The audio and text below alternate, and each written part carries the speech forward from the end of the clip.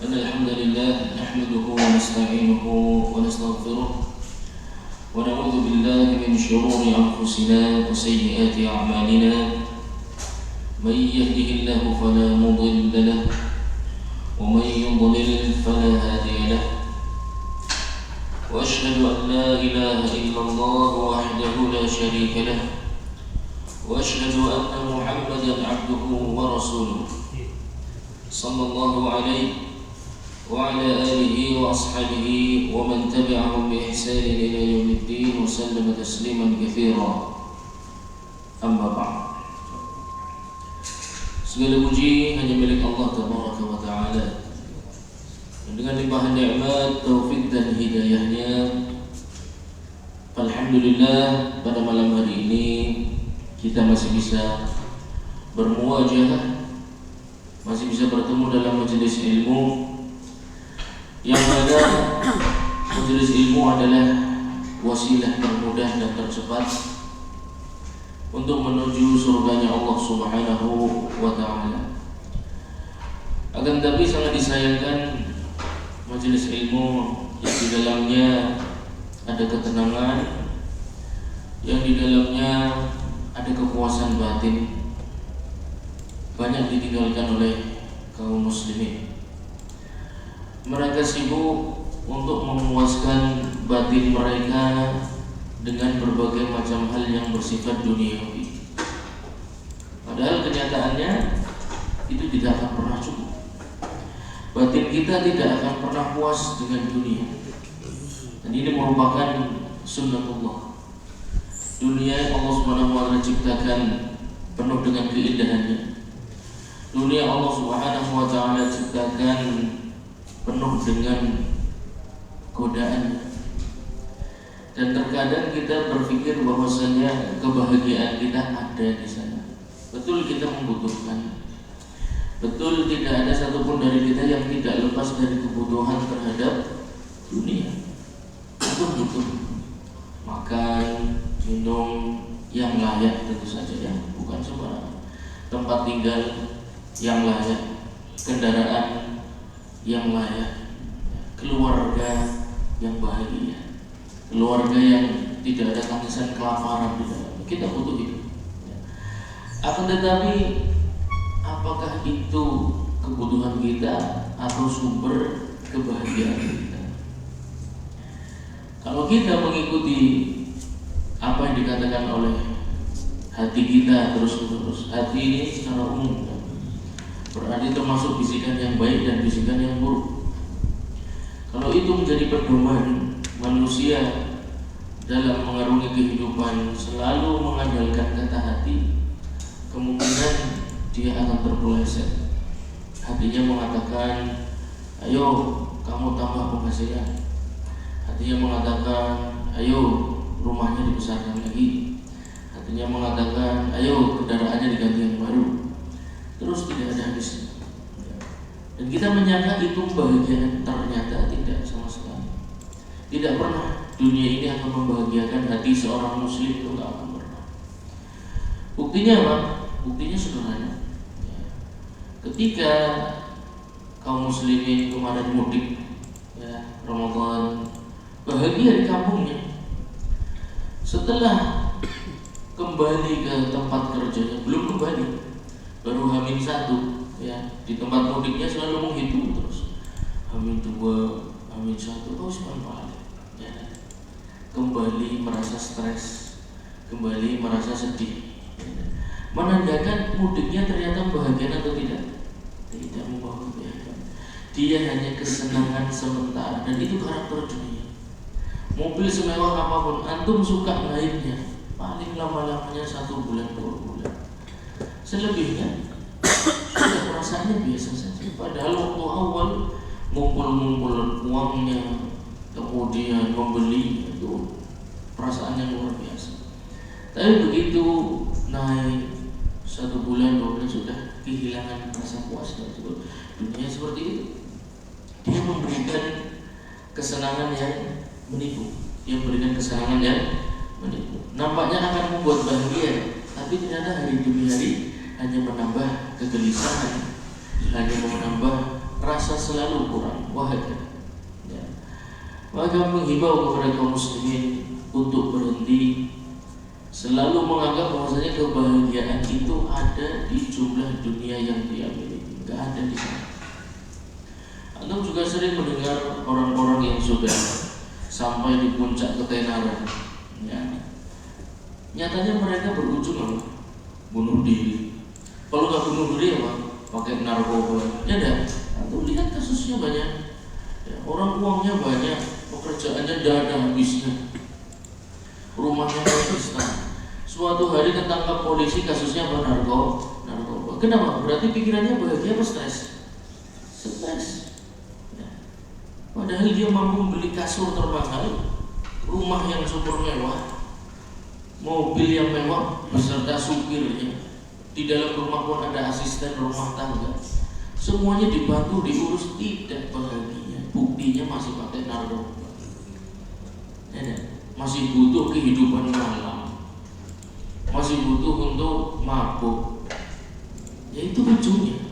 Syahwat itu kalau dipenuhi tidak akan pernah ada ujungnya.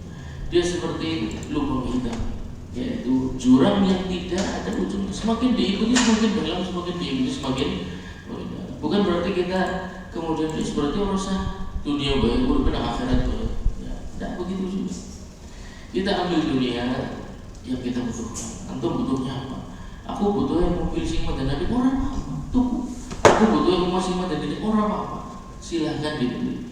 Yang penting jangan sampai itu melalaikan kita dari mendekat kepada Allah Subhanahu wa ta'ala. Aku sholatnya terus kan? Si aku lalai beribadah. Aku tetap sholat di waktu. Aku tetap di masjid. Apa jawabannya berbeda? Sudah cukupkah itu semua? Ya, seseorang sibuk menumpuk hartanya, tidak pernah taklim, tidak pernah mengkaji.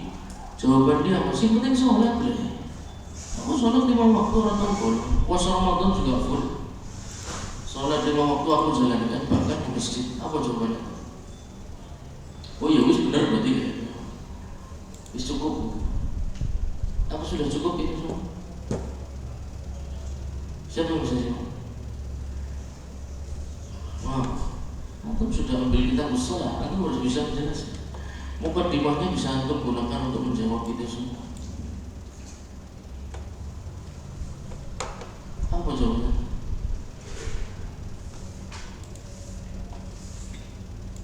Jadi menang.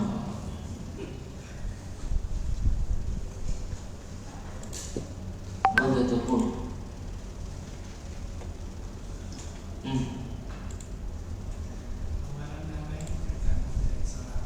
Amalan iya tergantung dari sholatnya kan. Dia pasti sholatnya 5 waktu di masjid terus, tapi masjid itu aja. Cuma yang wajib-wajib saja. Apa yang kamu katakan? Apa berarti sebenarnya berarti sekali baik. Tutup baik pengajiannya, boleh duit baik. Sapole esukan jopung, sepenting mau sholat. Ya dah, baik kan begitu kan? Sepenting mau sholat apa? Sibuk dengan urusan dunia itu tidak apa-apa, boleh. Sepenting mau sholat. Antum termasuk membenarkan mazhab tersebut. Nanti tahu apa yang antum katakan.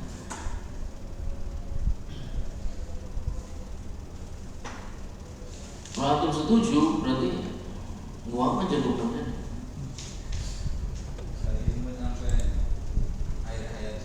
Kalau tidak, nggak boleh. Kenapa harus dihiasi dengan talabul ilmi?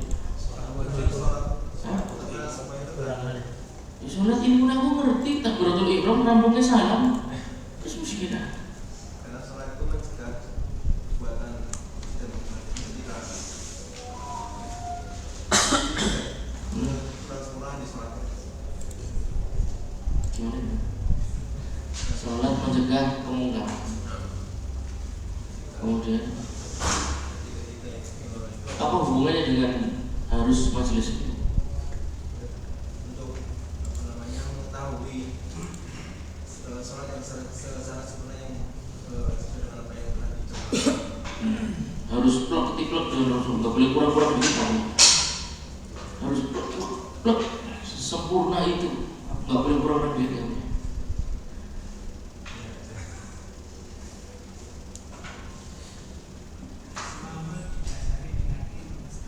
Mengapa? Karena menuntut ilmu itu wajib untuk semua muslim. Kenapa wajib? Ada dalilnya. Ada hikmahnya tentu dong. Ketika Allah Subhanahu wa taala membuat menentukan sebuah syariat pasti ada hikmahnya deh. Apa? Apa yang penting? Hikmahnya apa antum belajar? Berilmu sebelum beramal. Berilmu sebelum beramal. Berarti tidak boleh sholat kecuali sudah tahu ilmunya dulu. Dia praktek sih dalam sholat. Sekolah boleh sholat pun butuh ngaji di situ.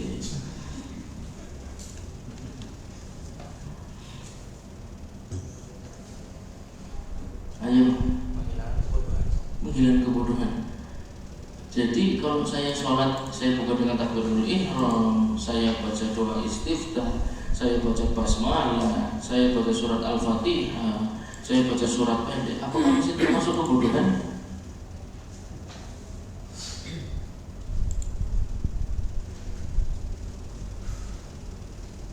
Karena antum bisa apal kabeh ya. Kenapa antum menganggap diri antum bodoh?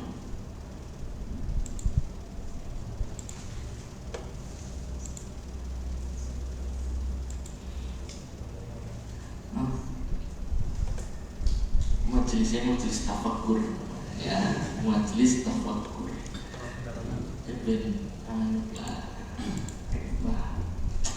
Aktif ya, supaya antum punya motivasi dari diri antum sendiri. Jawaban ini untuk menjawab orang lain dan untuk menjawab diri kita sendiri. Ya enggak? Siapa yang ingin menjawab? Enggak apa-apa. Karena hati itu tidak akan puas hanya dengan sholat. Hati tidak akan puas hanya dengan sholat. Kalau ada yang merasa sudah cukup puas, aku cukup puas, aku yang penting sholat itu beres kabeh nang masjid kabeh. Ya, imamnya bacanya apa? Kalau ada yang merasa cukup puas, bagaimana? Kebanyakan kesalahan ini kata Al-Imam Ibnu Jauziyah dalam kitabnya Saidul Khatir. Jadi kitab Masya Allah tabarakallah. Itu ringkasan perjalanan hidup beliau. Beliau ringkas dalam sebuah kitab yang berisi kenyataan. Beliau itu menemukan kenyataan-kenyataan, kemudian beliau kaitkan dengan ilmu syariat. Itu luar biasa ya. Kalau antum ada terjemahannya, beli. Ya, kalau tidak ada, ya pakai kitab yang berbahasa Arab. Karena antum sudah bisa bahasa Arab. Ya dah. Coba antum mau bahasa Arab, bisa kan? Bisa. Antum sudah bisa bahasa Arab. Masalahnya kata Imam Al-Jauzi, orang yang dihukum ini azab yang paling berat. Seseorang diazab Allah Subhanahu wa taala, tapi tidak sadar kalau dia itu dalam kondisi diazab ini musibah. Contoh orang yang meninggalkan perintah tapi dia merasa baik-baik saja, atau melanggar larangan tapi dia merasa aman-aman saja. Ini contoh orang diazab tapi orang merasa. Lalu aku sedang menyalahkan orang yang sing mencukupkan dengan cuma yang penting salat, ya, 5 waktu saya penuhi, puasa Ramadan saya penuhi, ya, umroh bahkan setahun bisa 5 kali, gaji setahun 1 kali. Apakah masih kurang meskipun dari daya gue setiap tahun berangkat haji, ya. Orang saya antri-antri nah furoda kabeh.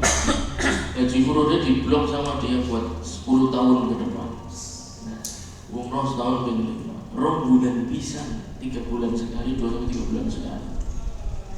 Ya enggak? Saum Ramadan, ya. Bahkan dia membantu pendirian pondok pesantren. Ya.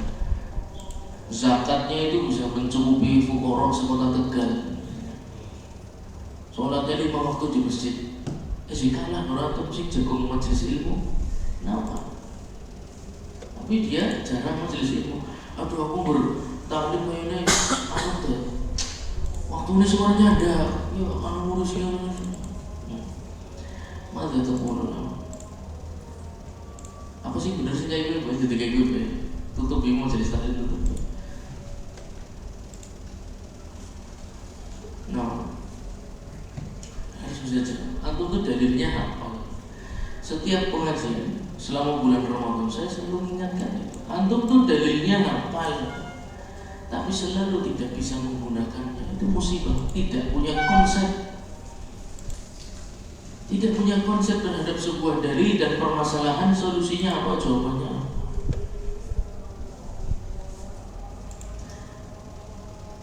Semua ibadah, semuanya ya, itu timbangan pahalanya bukan dari gerakan fisik. Gerakan fisik itu dalam konsep ittiba. Antum tahu diterimanya ibadah itu syaratnya ada dua, ya kan? Yang pertama apa? Tempatnya di mana?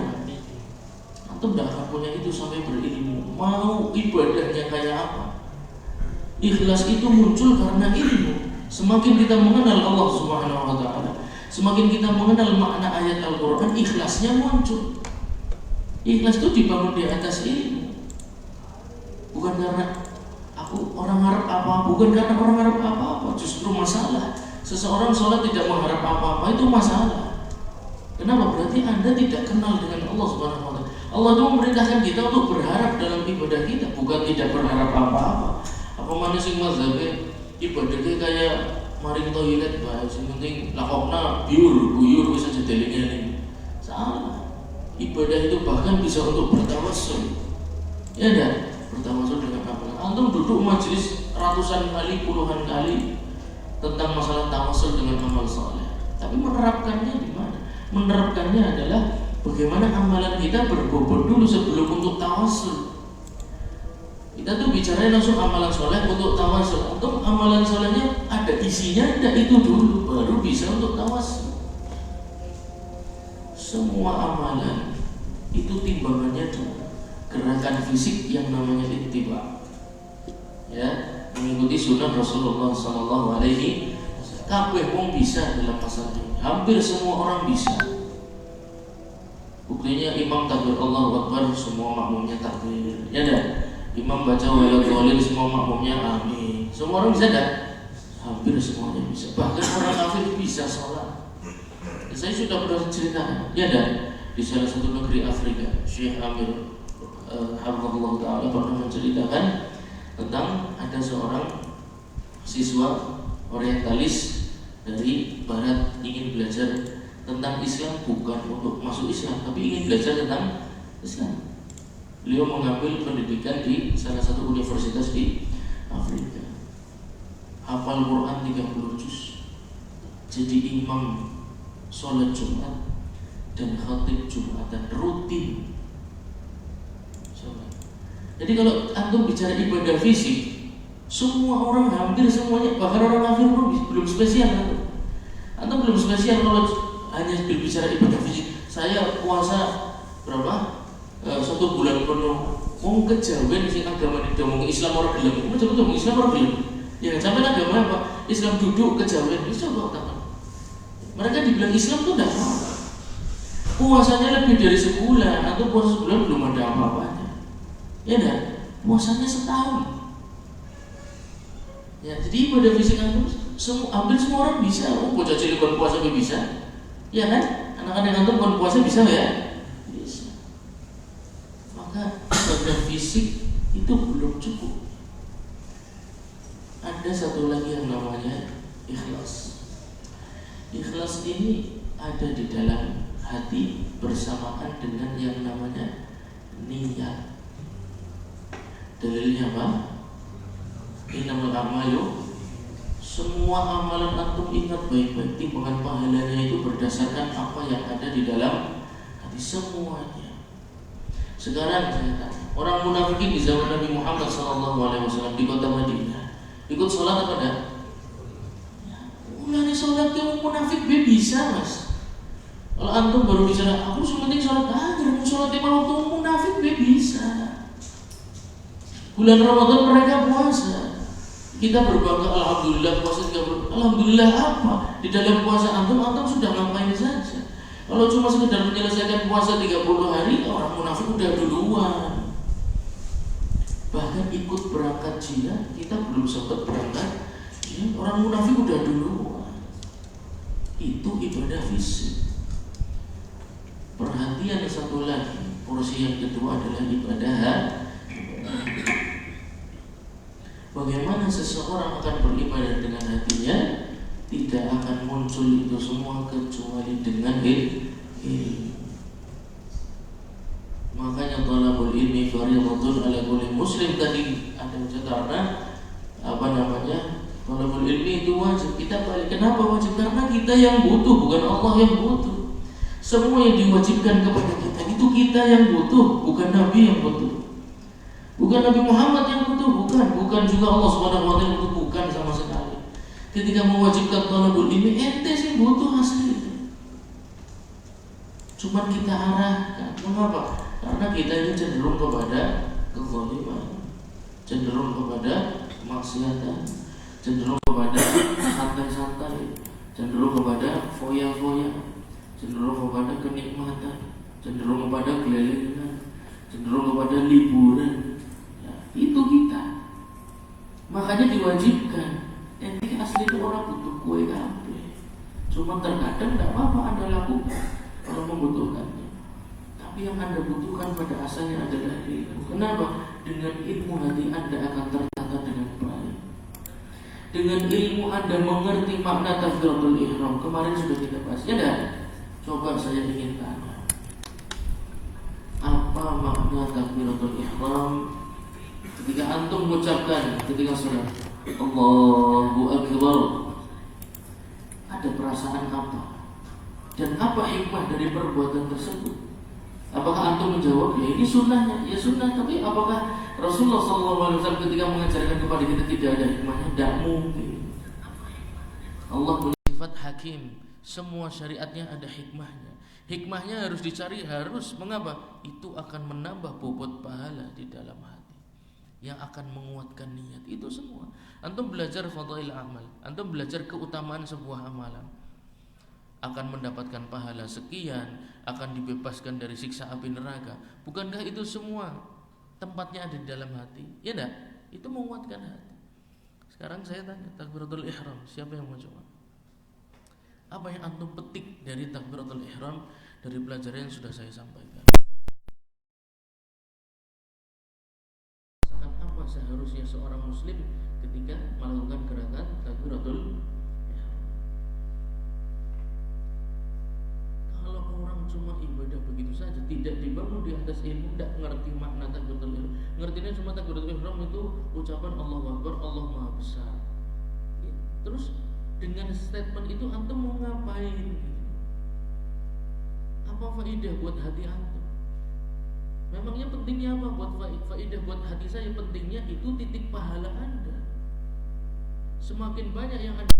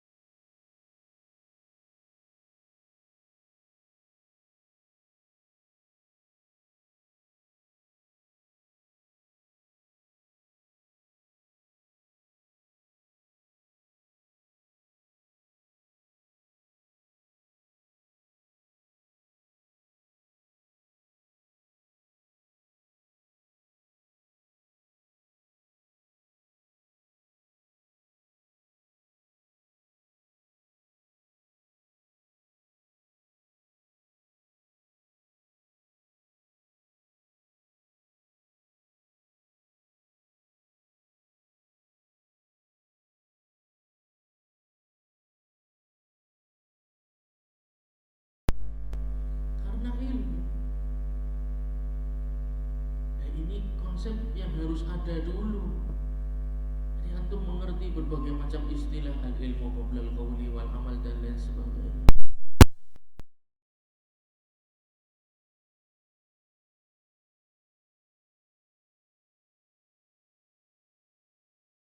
Kan di kelas berapa? Ini malah malu biniat, Pak. Kelas 1 coba. Ya. Tapi apakah mereka bisa mengamalkannya? Belum tentu. Itu butuh nalar. semua ibadah antum konsepnya harus seperti itu, sama. Nilai pahala tergantung dengan apa yang ada di dalam hati. Yang ada di dalam hati seseorang tergantung seberapa dalam ilmu yang dia miliki, sejauh apa mengenal Allah Subhanahu wa taala. Nanti antum akan sampai doaul istiftah, ya, doa untuk membuka salat. Kita itu ributnya apa sih? Lafadznya yang rojih yang mana? Bukan masalah itu. Hampir semua ulama membolehkan selama hadisnya bisa dijadikan hujjah. Mereka hanya ikhtilaf sanad yang paling kuat. Tapi kita itu lupa makna lafadznya apa sih? Kenapa ini dipilih oleh Nabi Sallallahu Alaihi Wasallam untuk membuka sebuah ibadah yang besar yang namanya salat?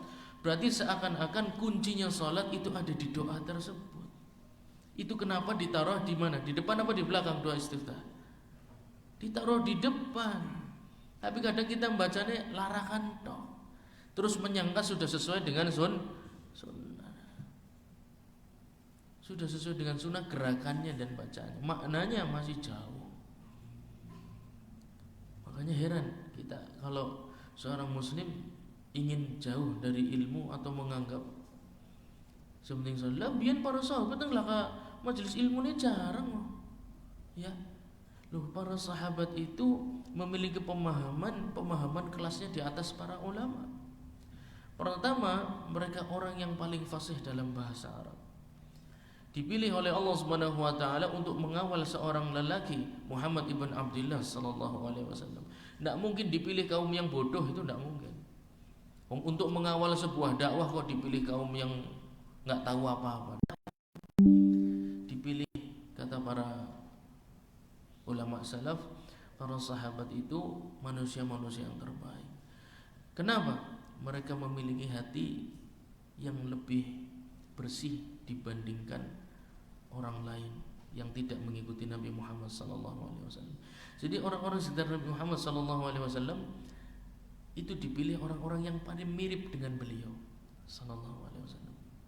Beliau SAW memiliki hati yang paling bersih, dibersihkan oleh Allah Subhanahu wa taala. Untuk mengiringi dakwah orang yang hatinya bersih ini SAW dipilih sekelompok manusia yang hatinya juga bersih.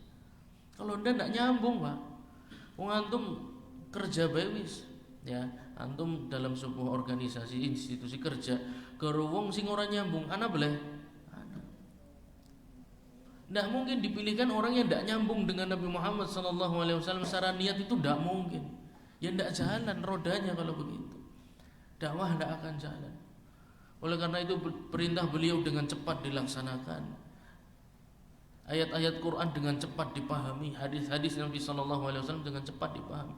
Karena hatinya bersih, sejalan. Ya. Jadi jangan samakan kita dengan para sahabat. Para sahabat itu sibuk memperbanyak amalan, yang mereka secara keilmuan sudah punya. Yang kedua, kata para ulama salaf, yang pertama tadi apa? Atharu quluba. Mereka memiliki hati yang lebih bersih dibandingkan orang lain, dibandingkan umat setelahnya. Yang kedua, mereka afsahu lisana. Mereka memiliki lisan yang lebih fasih dibandingkan orang lain yang tidak mengikuti Nabi SAW dan generasi setelahnya. Mengapa disimpulkan seperti itu? Karena tidak mungkin Allah Subhanahu wa taala memilih orang-orang untuk mendakwahkan Al-Quran, orang-orang sing ora mudeng ngerti dijak ngomong. Tidak mungkin.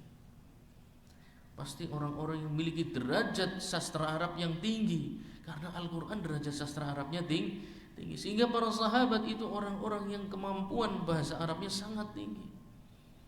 Mereka ahli bahasa. Oleh karena itu cepat faham ketika disampaikan tentang ayat-ayat Al-Quran. Lah kita baru fa'ala yaf'ulu fa'lan wa maf'alan fahuwa fa'ilun wa dzaka maf'ulun bi, ora apal-apal. Kemudian membandingkan diri kita dengan para sahabat, ajib. Sungguh ajib. Kalau kita bisa satu level dengan para sahabat, tentunya perkataan kita bisa dijadikan hujjah. Kan enggak mungkin perkataan kita bisa dijadikan hujjah, ya enggak? Tapi fatwa para sahabat bisa dijadikan hujjah. Mengapa? Tabi'in enggak bisa, kata para ulama. Para tabi'in perkataannya tidak bisa dijadikan hujjah, tapi untuk menjelaskan bisa. Yang bisa dijadikan hujah itu fatwanya para sahabat. Mengapa? Karena mereka berada di level yang berbeda. Kita mengambil inspirasi dari mereka, tapi jangan pernah menganggap kita itu sama dengan mereka. Tidak mungkin.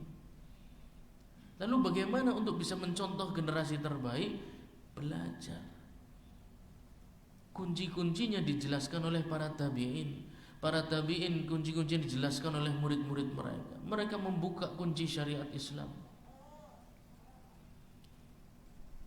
Mau kembali lagi ya. Tadi belum dijawab ya, makna takbiratul ihram ya, murojaah ya. Aja akeh-akeh antum oleh ilmu akeh-akeh harus jangan malah percuma. Ya aja akeh-akeh wis. Secuil-secuil baik. Takbiratul ihram. Apa maknanya dari pelajaran yang sudah kita sampaikan?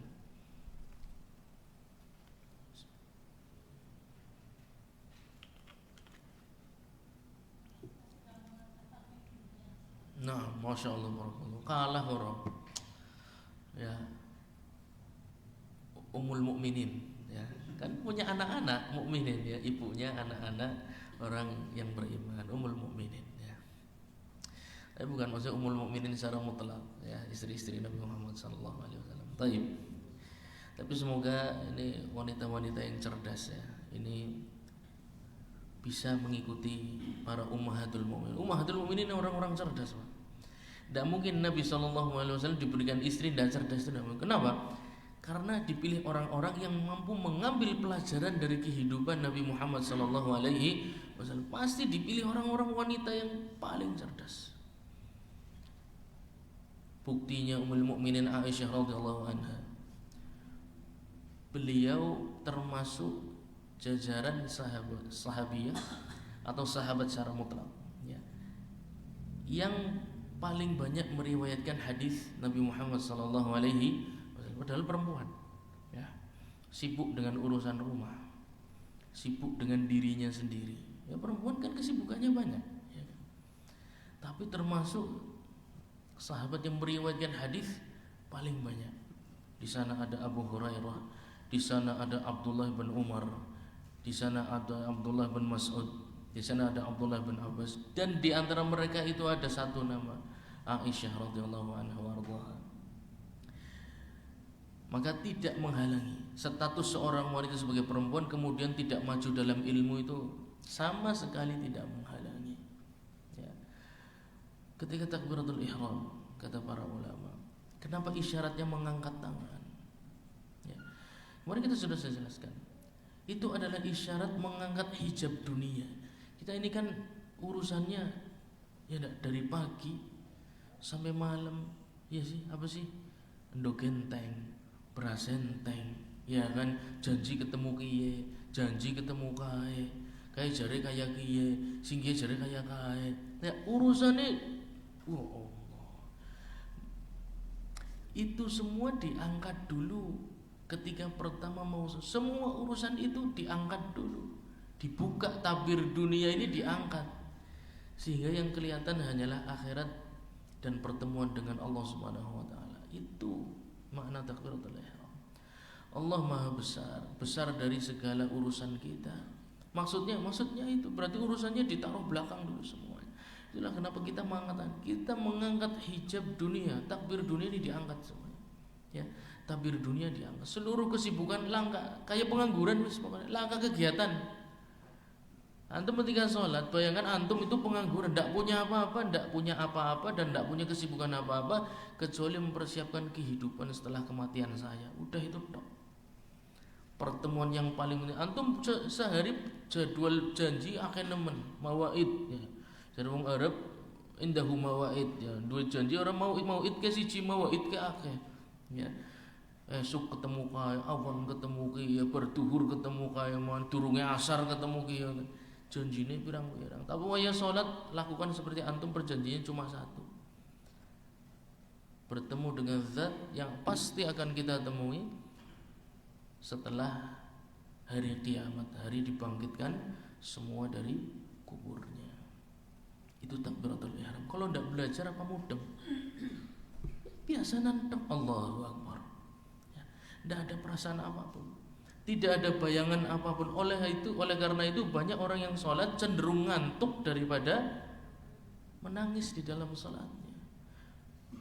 Sedangkan para sahabat, mereka bahkan sampai kehilangan ngantuknya, bisa semalam suntuk salat. Coba. Mengapa? Karena sejak membuka salat mereka tahu yang dihadapi itu apa, dan yang sedang dipersiapkan itu apa. Itu ilmu. Bisa jadi seseorang sholatnya di kota Tegal sekedar 2 rakaat misalnya, sholat sunnah ya mulai, itu kualitasnya setinggi langit. Dan bisa jadi orang yang sholatnya di Mekah dan Madinah, ya sama-sama 2 rakaat, kualitasnya berada lebih rendah daripada bumi, karena nggak ada isinya, nggak ada ilmunya. Dan syariat Islam ini haknya semua umat Islam, bukan hanya penduduk kota Mekah dan Madinah. Yang belajar akan mengambil faidah, yang tidak belajar maka akan tertinggal. Sesederhana itu. Dan tidak bisa dikejar dengan banyaknya amalan. Ilmu itu tidak bisa dikejar dengan banyaknya. Wis nggo nambani nyong bodoh apa, penting amalannya akeh, ora bisa. Secara hitungan matematika 0 gue pan dikali 1 hasilnya berapa? 0. Tapi kalau udah ada angkanya 1 saja, dari 4 rakaat antum ilmune metu cuma di 1 rakaat, wis bati gue. Sing telu persiapan, pikirannya sing mendidih sadar, rakaat kedua sadar. Ya Allah, sis bar urung karuan urip bar ki ya. Rakaat kedua sadar. Rakaat ketiga mulai belajar mentadaburi. Rakaat keempat nembe muncul gue gambaran kehidupan akhirat, pertanggungjawaban dosa-dosa. Antum punya skor 1 rakaat, udah menang luar biasa. Lah itu 1 rakaat itu kalau antum melakukan di Masjidil Haram, di Masjid Nabawi, baru kelipatannya muncul. Dikali 1000 jadinya 1000, dikali 100.000 jadinya 100.000. Kita ini dimotivasi untuk memperbanyak amalan terus, tapi lupa untuk memperbaiki kualitas amalan. Inti bilangan pembilangnya ini yang kita lupa. Pan diping pira pahalane 0 apa anggar diping 0 percuma. Tapi kalau dari awal takbiratul ihram sudah muncul maknanya, ya. Kemudian ta'awudz, kemudian basmalah, surat Al-Fatihah, itu luar biasa. Coba bayangkan Al-Imam Ibnul Qayyim rahimahullah ta'ala mensyarah 1 ayat, Pak. 1 ayat di surat Al-Fatihah. Kitabnya tebalnya segini, judulnya Madarijus Salikin Baina Manazili Iyyaka Na'budu wa Iyyaka Nasta'in. Tebalnya segini 1 ayat. Coba kira-kira beliau kalau sholat kira-kira bobotnya kayak apa? Seayatnya aja ilmunya segini. Bayangkan sholat beliau 1 ayat, cuma mensarah 1 ayat, Iyyaka na'budu wa iyyaka nasta'in. Luar biasa. Secara fikih munculnya apa, secara akidah, secara tauhid asma wa sifat, secara tauhid rububiyah, secara tauhid uluhiyah. Dan tulisan beliau itu bukan kacangan, bukan receh, ya. Bobotnya berat. Saya untuk memahaminya saya perlu bolak-balik, ya karena bodoh, ya. Mungkin antum bisa lebih cepat lagi. Tapi saya sendiri merasa kitabnya sangat berbobot, isinya terlalu banyak. 1 halaman itu isinya wakeh teman. Setebal itu 1 ayat. Coba. Nah itu kalau diping nembe gue bicara, ya. Ilmu sedalam itu, hati sebesar itu, ma'rifah kepada zatnya Allah Subhanahu wa ta'ala sebesar itu, diping dengan kemuliaan tempat itu, baru luar biasa, baru hitungannya bermanfaat. Tapi anggar lah kasing diping terus, pan mana setahun ping 10 umroh, setahun 10 kali sekalian, mesti diping lah kasih. Umrohnya mau kesel tok, kemeringet tok, melayu baru rampung cukur, kulit jajan, selfie. Alhamdulillah udah selesai tahallul umroh yang ke-9 kali dalam tahun ini.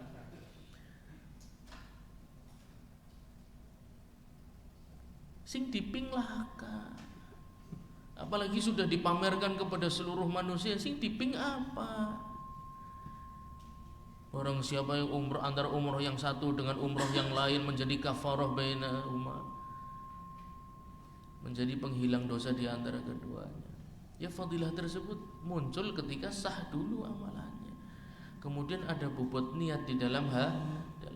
Bobot niat dalam hati tidak ada.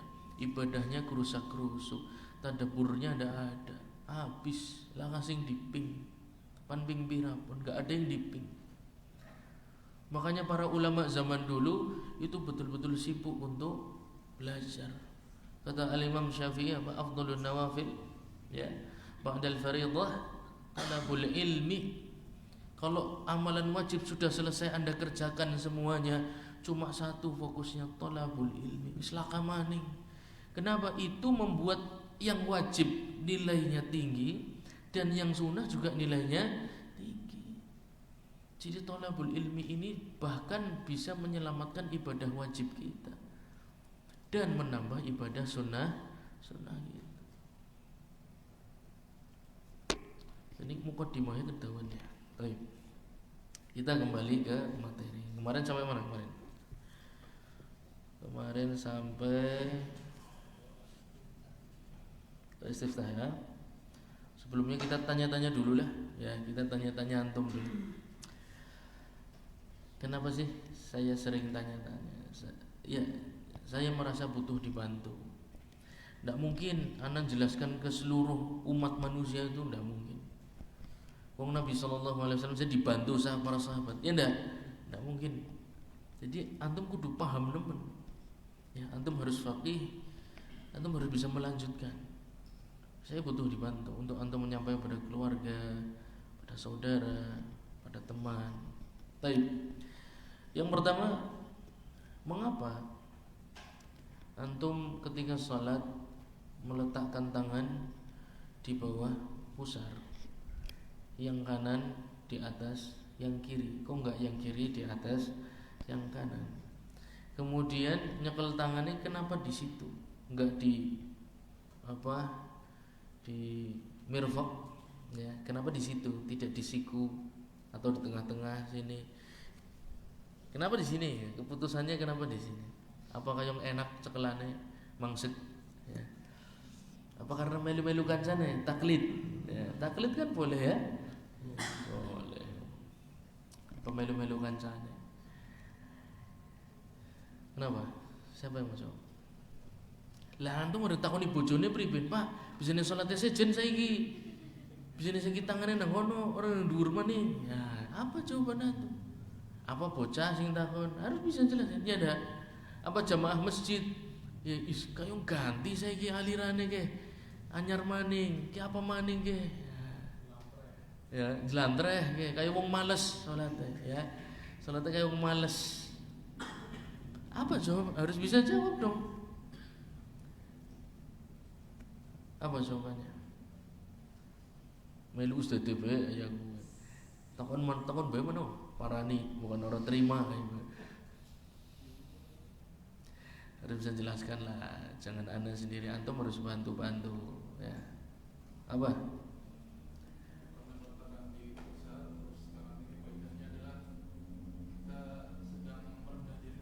Sahih. Salah satunya ya, hikmahnya salah satunya adalah itu merupakan hay'ah al-dhalil baina yaday al-aziz.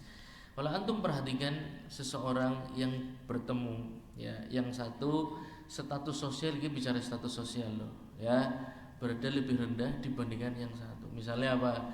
Siji gaweane tukang nyaponi, sing siji direktur perusahaan ya, secara sosial ya. Bertemu, kayak direktur perusahaan lagi ngomong, kira-kira tukang bersih-bersihnya, sing tukang nyaponi, gue direktur ngomong, ngrungokne kayak gini ya, bisa ngomong apa begini, apa kira-kira seperti apa? Posisi tubuhnya, posisi tangannya, posisi tubuhnya itu pertama ya. kira-kira merunduk apa degek kayak apa kon angger lakanya ngresik ora percuma kon ya apa degek apa mondan munduk-munduk kemudian tangannya diletakkan yang apa malang kerik sisan iki ya apa bos sampean ortomene enggak ya gue tak sapu sisan kon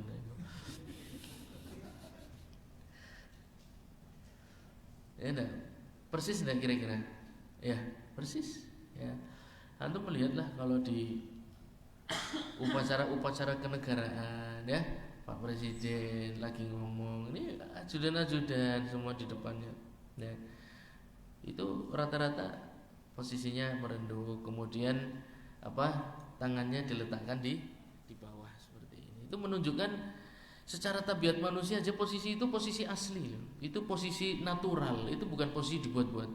Itu posisi natural manusia ketika bertemu dengan sosok yang lebih mulia, yang lebih tinggi secara sosial, itu salah satunya.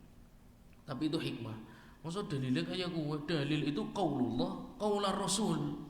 Ya. Nanti aliran apa dalil kayak gue arane filsafat ya. Islam itu tidak dibangun di atas filsafat, dibangun di atas qala Allah wa qala Rasul. Apa jawaban antum?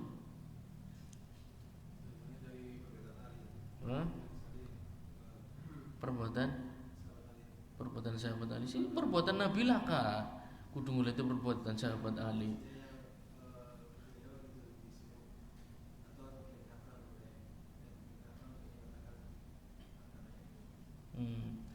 Ya itu mungkin hanya sahabat Ali saja, mungkin yang lain enggak.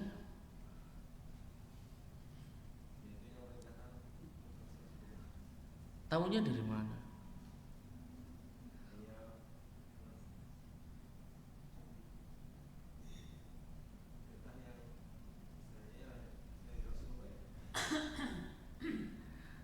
Tahunya dari mana? Kalau itu perintah Rasulullah. Perkataannya jelas perkataan Ali kok, perkataan sahabat. Kok Anda bisa mengatakan itu perintah Rasulullah?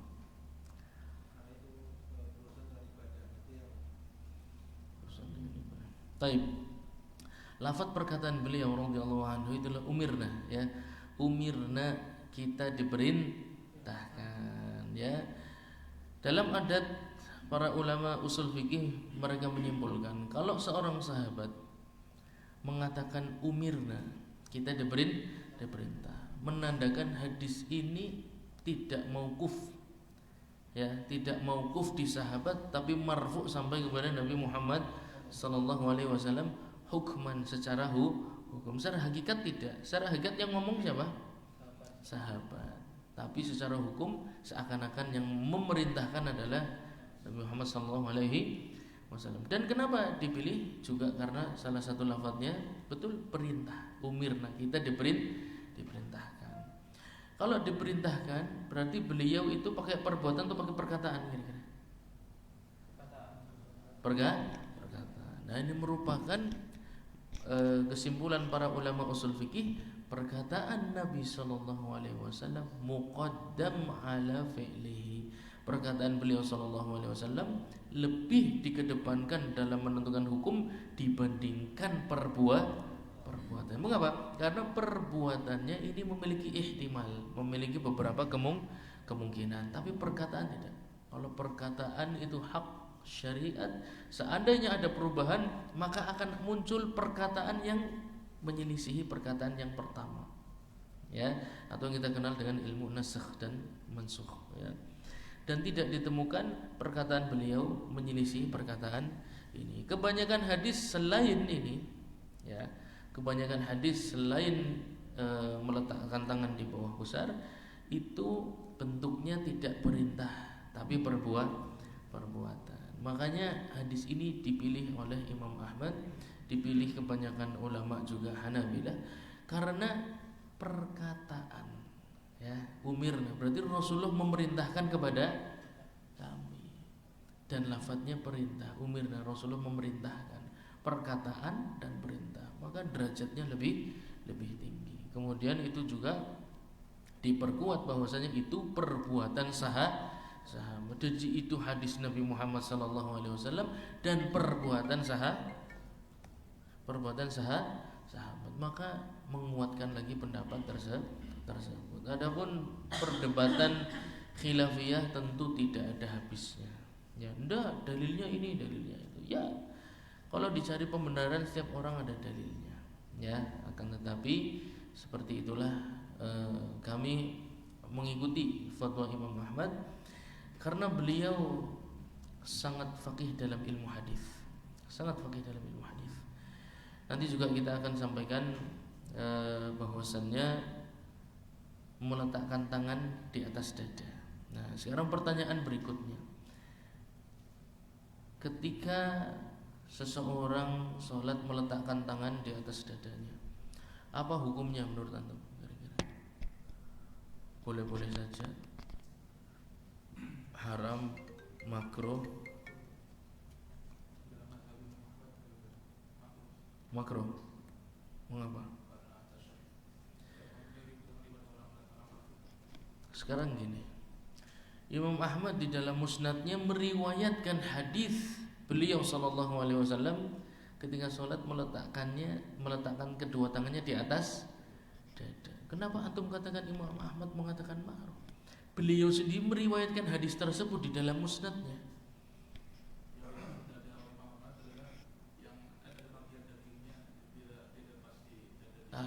Baik, masya Allah, ajib ya. Beliau, makanya kita katakan tadi, beliau ini orang yang adil, ya, disepakati para ulama. Beliau itu orang yang adil. Kalau hadisnya sahih ya sahih, ya. Hadis meletakkan tangan di atas dada diriwayatkan Imam Bukhari dan sebelumnya Imam Ahmad lebih dulu. Ya. Beliau hadisnya sahih menurut Imam sahih, ya. Akan tetapi maknanya tidak seperti yang Anda bayangkan di atas dada beneran. Dari mana Anda mengatakan seperti itu? Zahirnya kan di atas dada. Kok Anda ngomong maknanya bukan itu? Berarti menyelisih zahir hadis lah. Menyelisih zahir hadis. Dari mana Anda dapat pendapat itu? Ya dari para tabi'in, ya dari para tabi'in. Tidak ada dari mereka yang mengamalkan di atas dada dengan cara beneran di atas dada, itu tidak ada. Oleh karena itu Imam Syafi'i pun mensahihkan hadis tersebut.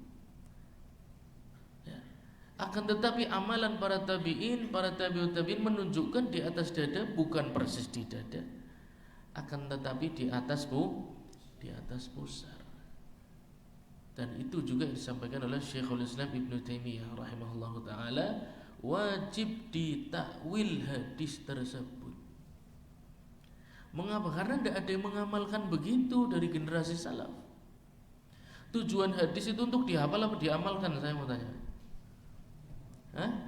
Lebih tujuannya diamalkan. Generasi salaf tidak mengamalkan itu, berarti ada sesuatu.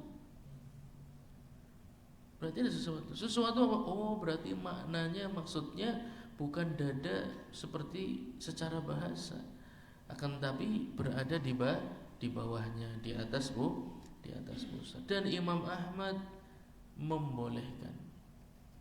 Oleh karena itu beliau meriwayatkan meletakkan tangan di atas dada, karena maksudnya sebenarnya bukan di dada tapi di atas pusat, dan beliau membolehkan.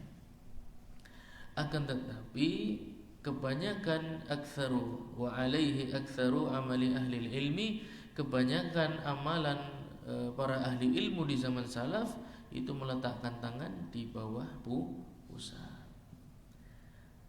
Ilmu tentang perbuatan generasi salaf ini yang jarang ada.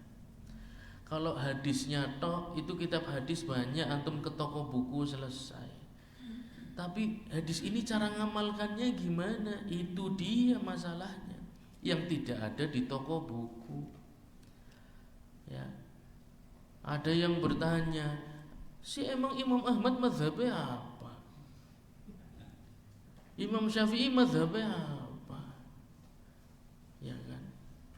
Kita itu diperintahkan mengikuti sahabat, kita balik. Ya. Kalau ada sebuah kitab fikih menjamak fikihnya Abu Bakar dari awal sampai akhir, kawamene saya tak bermazhab dengan mazhabnya Abu Bakar. Kalau ada kitab fikih dari kitab Thaharah sampai akhir, itu adalah fatwanya Al-Faruq, ya, bukan yang sedang mau jadi calon. Wah. Wali kota bukan. Al-Faruq, Amirul Mukminin. Ya, Masya Allah. Kalau mendengar nama beliau itu langsung kebayang gagahnya umat Islam, besarnya umat Islam, pembenarannya umat Islam, dan zuhudnya umat Islam. Ya, besar, gagah, zuhud, wis komplit, wis angel disaingi. Ya. Laqab pertama menyandang Amirul Mukminin. Adapun yang menyandang pertama Khalifatu Rasulullah sallallahu alaihi wasallam adalah sahabat Abu Bakar As-Siddiq radhiyallahu anhu. Yang pertama menyandang laqab Amirul Mukminin adalah sahabat Umar Ibn Khattab. Kalau ada fikih, apa judulnya apa? Raudhatun Nazar min fiqhi sahabah Umar misalnya gitu ya. Ya kalau ada gawe manajemen, saya butuh itu. Dan itu yang coba dicari oleh para ulama. Anda kira Imam Ahmad itu ngumpulkan fatwanya siapa? Fatwanya siapa? Fatwanya para sahabat, siapa maning? Ya, jadi sebelum Anda mengkampanyekan bermadzhab dengan generasi sahabat, itu wis ana disitan zaman kemiyen. Orang yang lebih afdol daripada Anda, lebih cerdas daripada Anda, lebih zuhud daripada Anda, bahkan memiliki karomah. Ya. Mereka sudah duluan bahkan keliling dunia bukan guide umroh. Ya. Keliling dunianya Imam Ahmad bukan jadi guide umroh, promosi ayo umroh bersama saya, nanti mampir Turki, nanti mampir Madinah, nanti saya ajarkan sun. Orang kaya gue, Imam Ahmad keliling dunia ngumpulkan fatwa sahabat, bukan golek duit, bukan. Ya. Itu yang beliau lakukan. Mazhabnya Ahmad adalah mazhabus sahabat. Makanya kalau tidak tahu apa-apa tentang ilmu fikih itu lebih baik belajar daripada menghujat. Ya, apalagi sampai menghujat mengikuti Ahmad itu dihujat, kan aneh ya. Mengikuti generasi salaf yang sudah mengumpulkan fatwa sahabat untuk menjelaskan Quran dan Sunnah dianggap salah. Lah terus kudune iman. Sekarang kuburannya sahabat saya nggak tahu di mana. Ketemu orang mungkin. Ya kuburan nang ndi wae ora weruh. Nang Baqi ke sing dia, sing Umar sing di, sing Utsman sing di. Kalau Umar mudah ditemui di Raudhah, tapi paling bisa ngintip-ngintip aja. Ya, enggak bisa masuk. Ngobrol takon, wahai sahabat Umar, hukumnya ini apa gitu kan. Ya, nah, inilah gharib ya, saya betul-betul gharib. Heran dengan orang-orang yang begitu jahilnya terhadap fikih tapi berbicara tentang fikih. Dan lebih memalukan lagi kalau sudah nyebut sebuah mazhab dan menyebutkan kelemahannya. Ya. Ini kan mazhabnya Imam Syafi'i, ya Allah. Ini orang pertama mazhab tidak ngerti, dia juga tidak bermazhab tapi mencela Imam Syafi'i atau pengikutnya. Ini sungguh aneh, saya ketemu orang seperti itu tuh, heran ya. Baik, kembali lagi ya. Jadi itu merupakan amalu aktsari ahli ilmi, disampaikan oleh Imam At-Tirmidzi. Kemudian bagaimana dengan Imam Bukhari yang meriwayatkan hadisnya sahih, jelas ya, Sahih Al-Bukhari, antum tidak bisa melawan hadis itu. Ya. Al-Imam Al-Bukhari meriwayatkan, antum makanya salat sering lihat orang sedekapnya di ini namanya apa ya? Lengan ya. Di lengan. Kalau ini namanya apa? Kalau ini lengan, ini apa? Lengan atas, lengan bawah. Kayak ayam ya, paha atas, paha bawah. Ini lengan bawah. Ya. Salat cekelannya nang lengan bawah sini. Bahkan ada yang sampai siku. Kemudian kurang aduh maning tekan kono. Ya. Tekan bonggol, ya, tekan bonggol. Kalau antum tanya dalilnya jelas Sahih Al-Bukhari. Saya yakin ini pengikut pengajian Sahih Al-Bukhari. Saya yakin. Ya, tidak mungkin tidak. Karena dalil paling kuat dari sana ya. Bahwasanya Nabi SAW ketika salat meletakkan tangan di atas zira', di atas hastanya. Ya ini hasta ya, tulang hasta, di atas hastanya. Lah antum di sini ya berarti menyelisihi perbuatan Nabi. Apa jawaban antum? Antum tidak harus mendebat orang. Ya, yang penting tahu kenapa Anda melakukan itu gitu loh. Ada hadis khusus Imam Nasai. Baik, berarti hadis ini umum. Ya. Pertama kita katakan hadis tersebut umum, Mas. Karena dhira ini dari mirfaq sampai pergelangan. Ini dhira semua ya. Kok antum pilihnya di sini? Kok enggak sini, di sini, di sini, di sini atau di sini? Ya enggak. Ini kan umum. Ya, kenapa pilih yang pojok kene? Orang pojok sebelah kanan. Ya. Kalau boleh di pojok sini, boleh dong di pojok sini. Kan sama-sama dhira, ya. Sama-sama hasta. Ini hadis tersebut umum. Loh, memang ada hadis khususnya? Ada hadis khususnya. Hadis khususnya kita sudah jelaskan ya, bahwasanya diriwayatkan oleh Imam An-Nasai, Nabi sallallahu alaihi wasallam ketika salat meletakkan tangannya dhahri kaffihi al-yusra wa ar-rusg wa apa ya? Tulang hasta itu namanya apa? Saya lupa. Ya, saya lupa lafaznya. Ada 3 tulang yang disentuh ketika Nabi SAW meletakkan kedua tangannya, yaitu zahir atau permukaan telapak tangan, ya. Kemudian pergelangan tangan, kemudian tulang hasta. Jadi 3 tulang ini harus dipegang. Ini hadis khusus namanya, Mas. Ya, hadis yang khusus spesifik. Dan para sahabat terkadang ada yang meriwayatkan hadis secara umum saja, boleh saja. Ya. Tapi kalau ada hadis yang khusus, maka wajib hamlul mutlaq 'alal muqayyad. Wajib untuk membawa hadis yang umum kepada hadis yang khusus, karena dua-duanya bisa dijadikan hujjah. Dan kalau dia mengatakan ya pendol sahih Bukhari ya bos, ya pasti lebih sahih hadisnya. Loh, ini bukan tempatnya sahih-sahihan. Ya. Mengapa? Karena kedua hadis tersebut sah dan bisa dijadikan hujjah. Ya. Sahih itu untuk menunjukkan derajat. Ketika ada 2 hadis yang sama, apa sih manfaatnya? Tingginya derajat kesahihan sebuah hadis. Misalnya, buat apa ada sahih Bukhari kalau ternyata Nasai hadisnya bisa digunakan untuk mengkhususkan hadis Bukhari. Tayyib, gunanya kenapa Imam Bukhari mengumpulkan hadis dengan derajat sahih yang sangat tinggi dalam kitabnya Sahih Al-Bukhari? Gunanya kalau antum ingin menyampaikan sebuah hadis, antum pertama harus tahu dulu maknanya sebelum bicara tentang sanadnya. Ya, antum kumpulkan ada 3 hadis maknanya sama. Yang satu diriwayatkan misalnya oleh Al-Imam Abu Dawud, yang satu Tirmidzi, yang satu Bukhari. Hadisnya pada kabeh, ya, secara makna sama. Maka antum secara etika antum pilih hadisnya Bukhari dalam menyampaikan. Tapi syaratnya satu, antum tahu maknanya dulu. Gunanya itu, ya, bahwasanya kita mengutamakan dalam menyampaikan hadis yang memiliki derajat sanad lebih tinggi dibandingkan yang lebih rendah. Itu fungsinya, Mas. Ya. Adapun antum bercukup dengan Bukhari kemudian menggugurkan kitab hadis yang lain, ini perbuatan bid'ah. Gak ada yang melakukan itu. Dan yang nulis sendiri Imam Bukhari maksudnya pun bukan itu.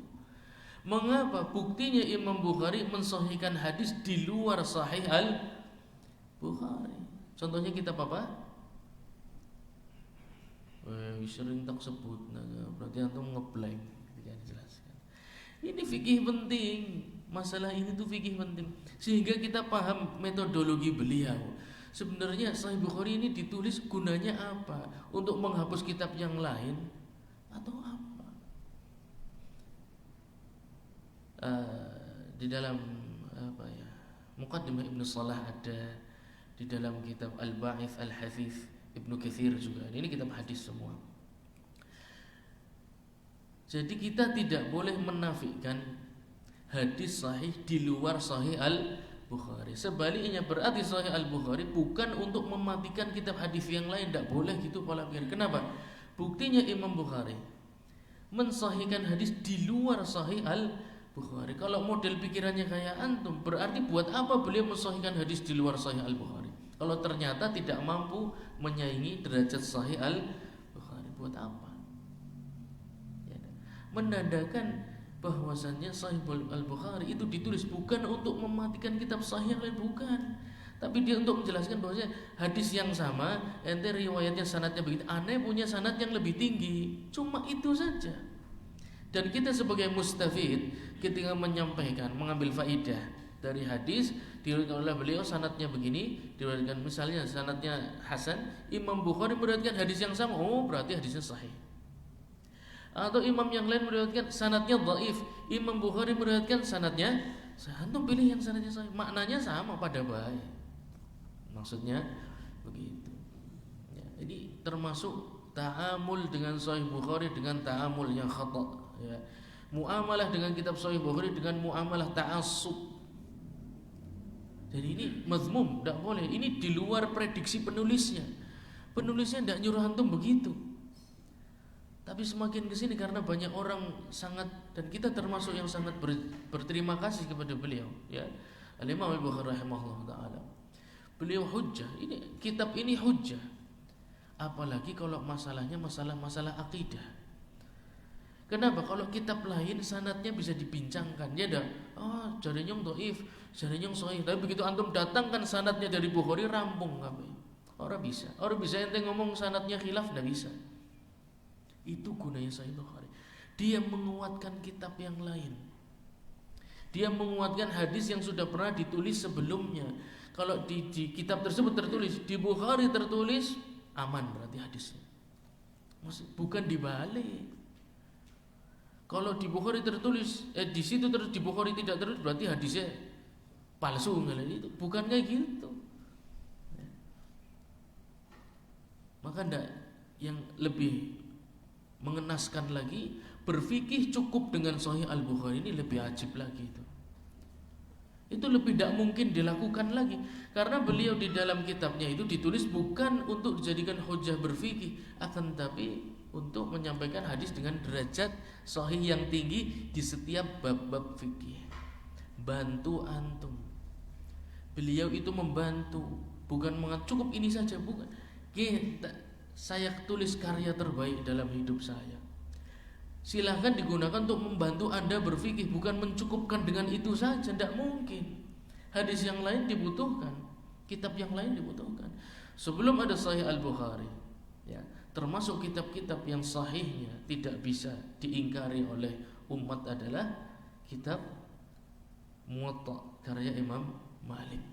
Sebelum ada Sahih Al-Bukhari. Lalu kenapa kitab Imam Malik tidak pernah disampaikan bahwasanya dulu ini kitab paling sahih? Kenapa? Karena hadis-hadisnya diriwayatkan oleh Al-Imam Al-Bukhari serampung pada baik. Ya.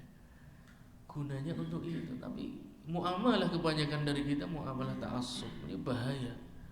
Dan keluar dari maksud penulisnya sendiri. Penulisnya tidak bermaksud mengumpulkan semua hadis berkaitan dengan bab fikih secara komplit, tidak ada maksud begitu. Kan tapi dipilih yang sanadnya paling tinggi, ya. Sedangkan untuk mengambil kesimpulan fikih harus dibandingkan dengan hadis-hadis yang lain. Lanjut apa? Lanjut wis. Orang wis buka puasa ya. Wis. Ayo kita lanjutkan ya. Kemarin juga disampaikan wa yanzurul musalli istihbaban masjidahu, disunahkan bagi orang yang salat untuk melihat tempat sujudnya. Dan saya sudah kasih pertanyaan, ya. Salat Idul Fitri nang pinggir dalan, gawa bocah cilik-cilik nembe pada bisa mlaku 3 tahun 4 tahun blayu oyak-oyakan ya. Sampai ke pinggir jalan. Wong tuane kowe ndelengna bocah apa ndelengna tempat sujud, saya mau tanya. Bisa nih antum menyelisih sunnah berarti. Kan tadi sunnahnya melihat tempat sujud, sekarang kok ndelengna bocah. Nah, mengapa? Bisa nih. Apa alasan antum? Kenapa boleh? Ada hajat. Dalilnya apa? Masa hanya karena ada hajat juga hajatan terus pirang-pirang, ya. Qala Allah wa qala ala Rasul. Dalilnya salatul khauf. Ya, ketika sedang berperang, para sahabat ya salat tapi melihatnya kemana? Ke arah musuh. Mengapa? Karena di sana tempat bahaya. Ya. Sama ketika Anda sedang salat melihat anak-anak pelayon, antum harus lihat ini tempatnya bahaya. Kalau bahaya, batalkan salatnya, ambil anak antum, selamatkan, kemudian salat lagi. Ya, lanjutkan salatnya. Atau kalau jaraknya dekat tidak perlu dibatalkan, ya, keluar dari shaf, ambil kemudian masuk shaf lagi. Ini termasuk gerakan yang diperbolehkan. Nanti sampai di sifatus salat. Ya. Jadi dalilnya ada salatul khauf. Salatul khauf menunjukkan kalau ada sesuatu yang berbahaya, maka boleh bagi seseorang untuk matanya melihat keluar dari tempat sujudnya.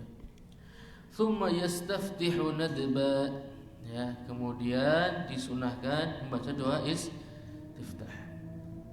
Fayaqulu, nah ini doa yang dipilih oleh Al-Imam Ahmad bin Hanbal rahimahullah taala. Alasannya kenapa doa ini yang dipilih oleh beliau? Kan doanya banyak ya, doa istiftah ya, antum tahu banyak.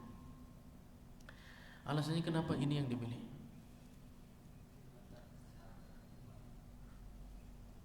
Masya Allah, barakallah, ya. Ini lafaz yang dipilih oleh sahabat Umar Al-Faruq, ya, Amirul Mukminin radhiyallahu anhu. Beliau pilih dan beliau sengaja baca di depan para sahabat dan tidak ada yang mengingkari. Namanya apa? Kalau tidak ada mengingkari, ijma sukuti. Tapi ijma sukutinya tidak bisa kita terapkan. Mengapa? Karena lafaz yang lain yang sahih itu banyak, jadi tidak bisa ijma sukuti. Tapi kekuatannya besar karena perbuatan sahabat di depan para sahabat. Ajib, ya, perbuatan sahabatnya bukan biasa. Amirul Mukminin di depan sahabat yang lain. Kemudian yang kedua, apa alasannya? Perkataan siapa? Al-Imam At-Tirmidzi, ya. Apa kata beliau? Wa alaihi amalu aktsari ahli ilmi. Dan ini lafaz yang kebanyakan dipilih oleh generasi salaf, ahli ilmi, para sahabat, para tabi'in, para tabi'ut tabi'in.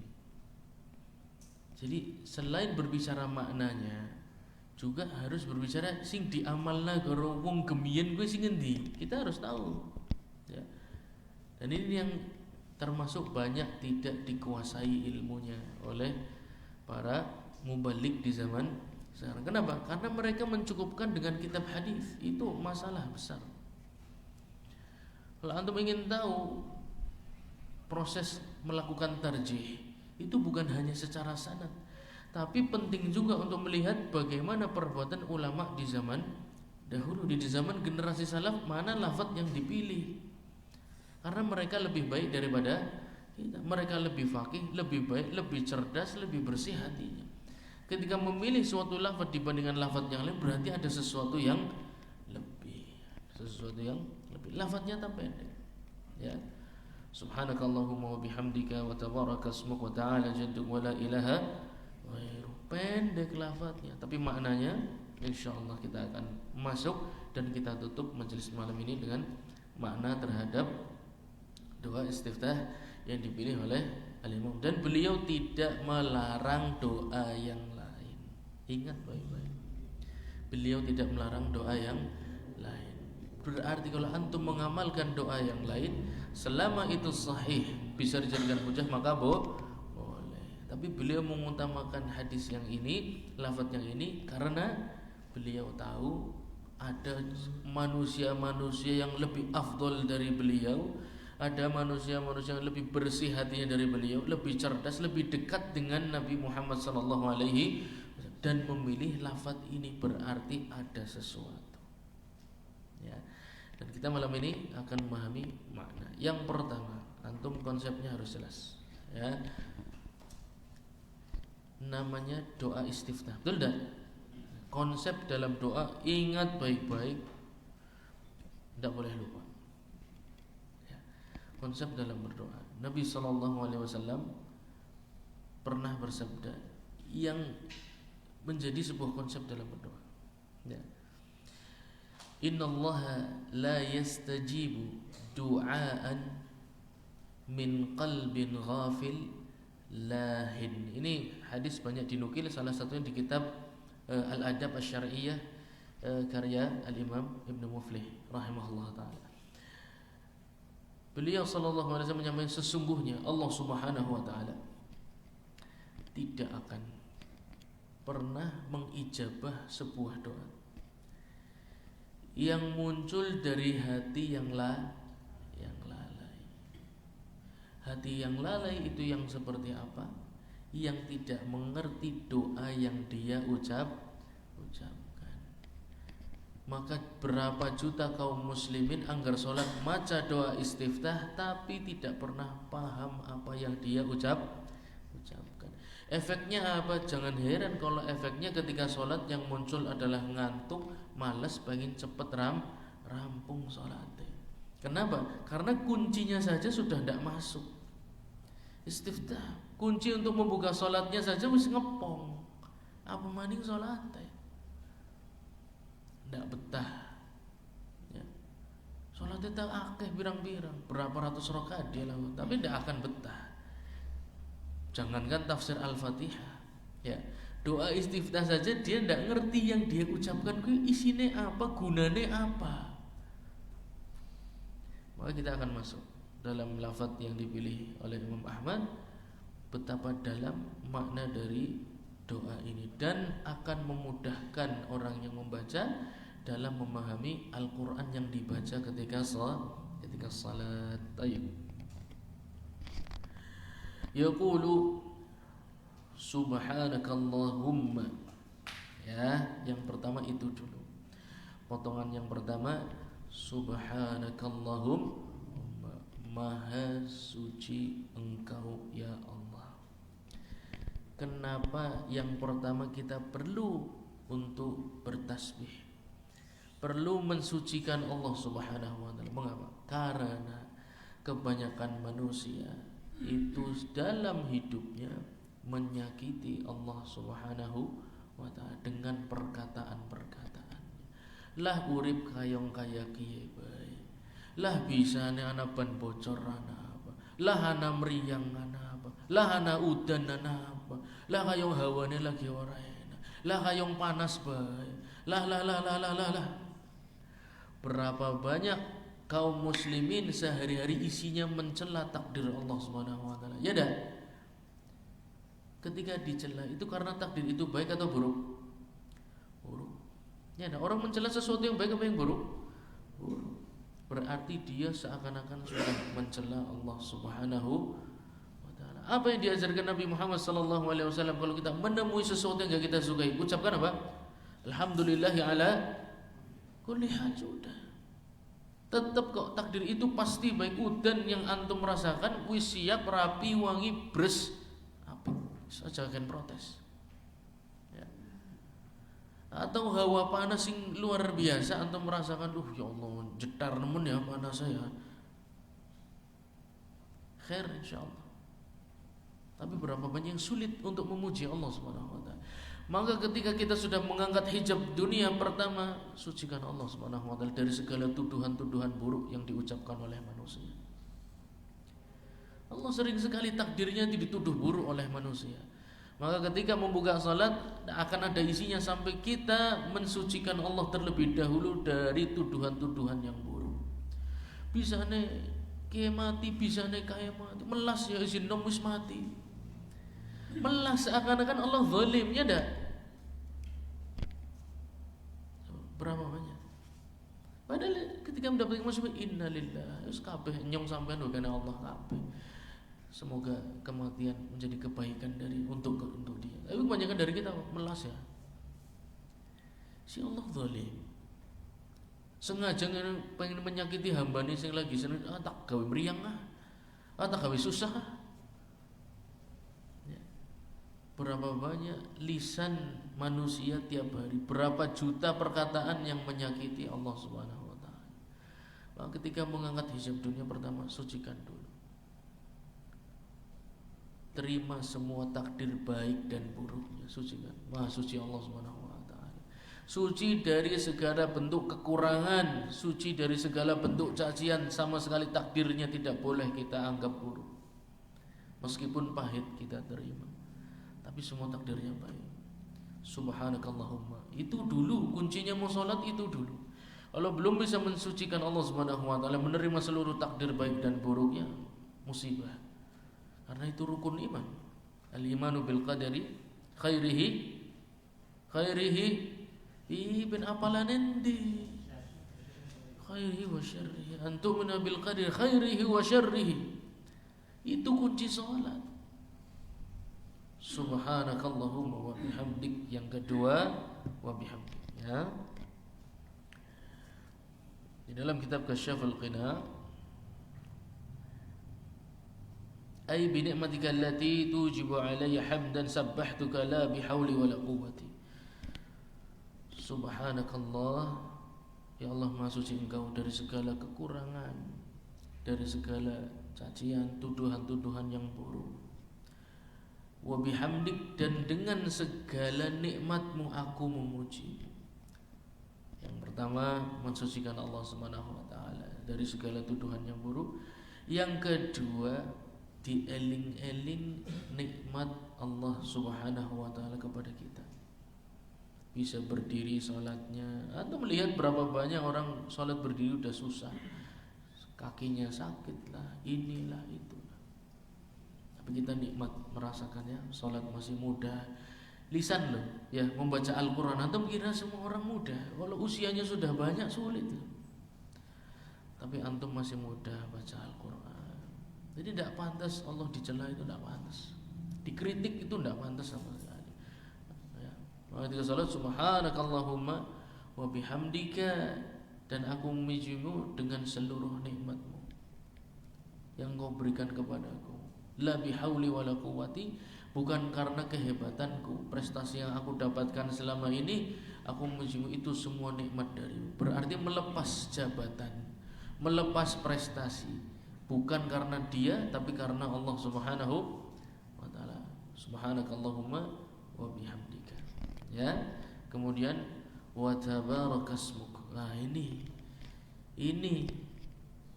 kunci untuk nyaman di dalam salat, nih lafaz ini. Dan penuh keberkahan nama-namamu. Di surat Al-Fatihah ada berapa nama Allah Subhanahu wa taala yang disebutkan? Nah, coba antum hitung. Ya. Coba antum hitung berapa nama Allah Subhanahu wa taala disebutkan di dalam surat Ini gunanya apa sih? Ini kunci untuk masuk ke bacaan Al-Qur'an loh. Semua nama Allah Subhanahu wa taala, ketika walillahil asmaul husna fad'uuhu biha. Ketika antum mendengar Allah Subhanahu wa taala memiliki nama-nama yang husna, antum nangkepnya gimana? Oh, nama-nama apik, wis apik tok, apa-apa. Apa yang antum tangkap? Apa gunanya disebut Asma al-Husna? Di kitab tersebut, ya, saya mendapat faedah banyak sekali dari kitab Madarijus Salikin. Kalau bisa antum baca kitab itu, ya Allah, Al-Imam Ibnul Qayyim itu hatinya itu penuh dengan apa ya, belantara ilmu. Ya Allah. Wa tabarakasmuk, penuh dengan keberkahan namamu. Ada berapa tadi nama-nama Allah Subhanahu wa taala dalam Al-Qur'an? Ada berapa? Dalam Al-Qur'an, di dalam surat Al-Fatihah. Apa? Ada berapa? Coba dibaca. Ayat pertama apa? Ayat pertama bismillah. Ada yang lain enggak? Ayat pertama apa? Alhamdulillah. Nanti khilafnya kita bahas, ya. Tapi bismillah itu namanya muncul semua kok. Tetap muncul di ayat di surat Al-Fatihah sama. Jadi enggak ngefek dalam masalah ini. Antum mau ayat pertama bismillah atau alhamdulillah sama aja. Ya. Bismillahirrahmanirrahim. Ada berapa nama Allah sana? Ada 3. Lafzul jalalah, kemudian Ar-Rahman, Ar-Rahim. Terus alhamdulillahirabbil alamin. Lafzul jalalah tadi sudah disebutkan, ya. berarti nggak perlu diulangi. Terus tambahannya apa berarti?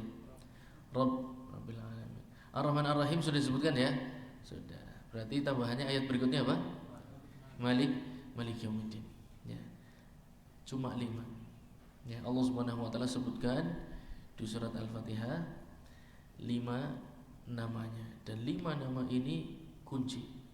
Kalau antum tahu maknanya, maka antum harus meyakini bahwasanya itu semua terjadi.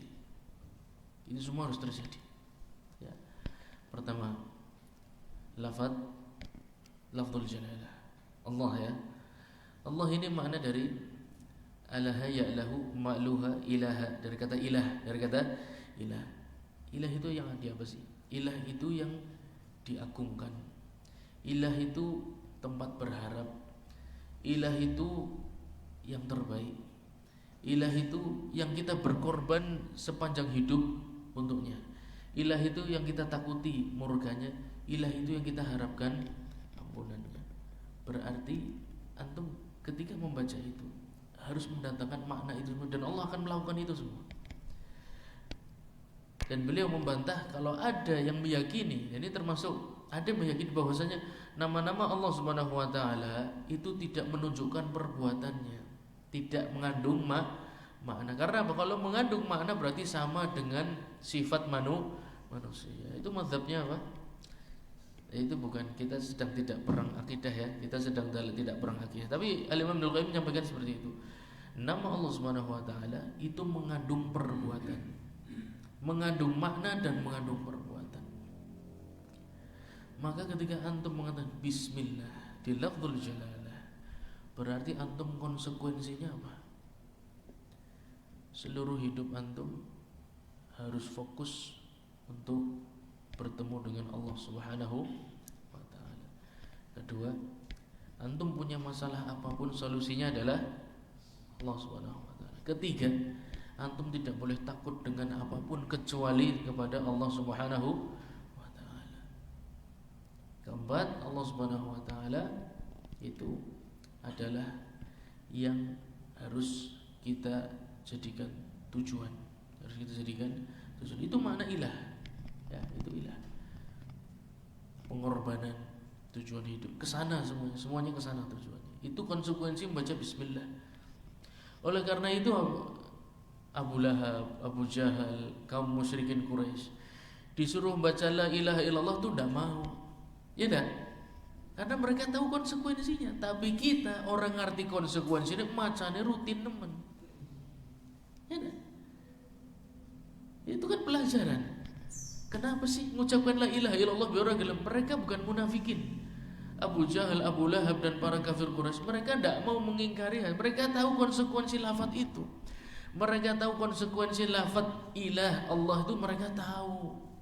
Oleh karena itu enggak mau ngomong itu. Tapi kita pede ya, mengucapkan lafaz itu tapi tidak mau dengan konsekuensinya. Ya. Ar-Rahman Ar-Rahim.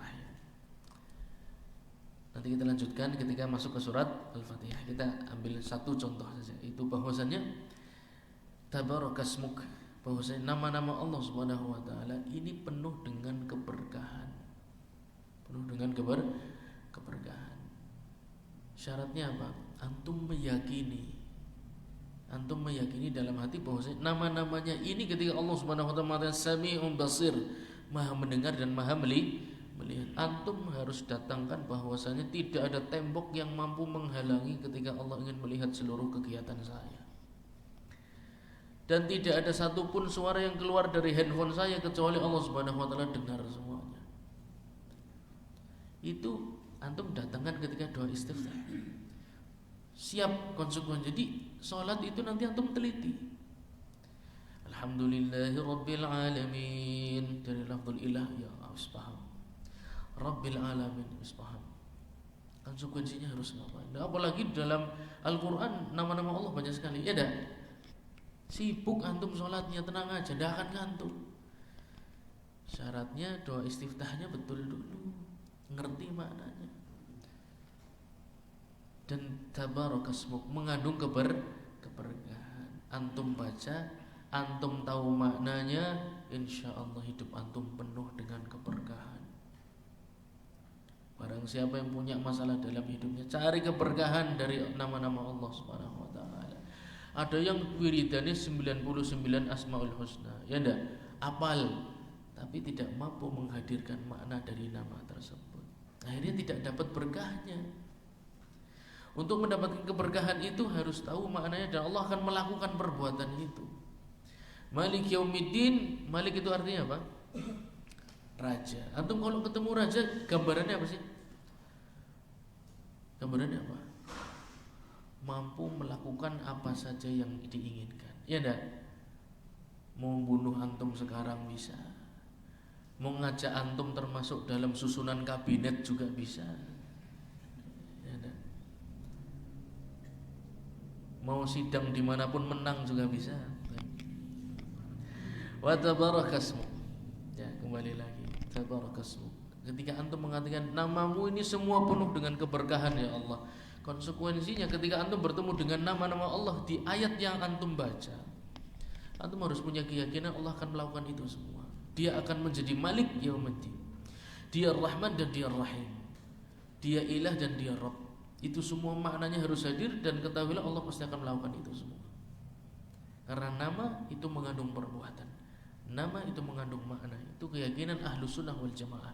Kalau antum tidak meyakini itu semua, salatnya enggak mungkin berbobot. Karena itu akidah, itu masalah akidah. Antum tahu semua akidah itu pondasi, ya enggak? Antum tahu istilah itu, tapi prakteknya yang tidak dilakukan. Ya. Ketahuilah semua itu akan dilakukan. Afuwan qadira. Allah Maha mengampuni, tapi qadir. Allah itu punya kekuatan yang sangat besar, bisa ngampuni dan bisa juga tidak. Ketahuilah itu semua pasti terjadi. Kalau itu sudah bisa, insya Allah berkahnya antum dapat. Ini baru doa istiftah aja berkahnya udah banyak insya Allah. Ya, syaratnya tadi apa? Maknanya paham. Ya, dan konsekuensi berarti ketika pas baca Al-Quran, surah Al-Fatihah, surat berikutnya ketemu nama Allah, antum harus ngerti maknanya apa dan apa yang Allah akan lakukan dari nama itu. Hadirkan dalam hati. Kadang kita tuh baca Al-Quran ketemu nama Allah Aliman Qadira atau apa tuh cuma kayaknya cuma ya sekedar nama, ya dah. Bahkan ketukar-tukar seringnya, ya dah. Karena orang mudeng sih isinya apa. Maka dengan memahami doa istiftah ini antum lebih hati-hati ketika bertemu dengan nama Allah Subhanahu wa taala, maknanya apa dan ketahuilah pasti akan dilakukan Allah Subhanahu wa taala. Wa ta'ala jadduk, ya, dan sungguh tinggi kedudukanmu. Al-jadd di sana maknanya adalah kedudukan, ya. Sungguh tinggi kedudukanmu. Maksudnya apa? Kedudukan Allah Subhanahu wa taala sangat tinggi. Tinggi ini bermakna hakikat dan maknawi. Hakikat maksudnya adalah alal arsh. Ini termasuk akidah Ahlussunnah wal Jamaah. Dan alal arsh, arsh Allah Subhanahu wa taala di arshnya menulis apa? Wa sabaqat rahmati ghadabi. Ampunanku, rasa sayangku kepada kalian semua itu melampaui amarahku. Itu tertulis di arsh.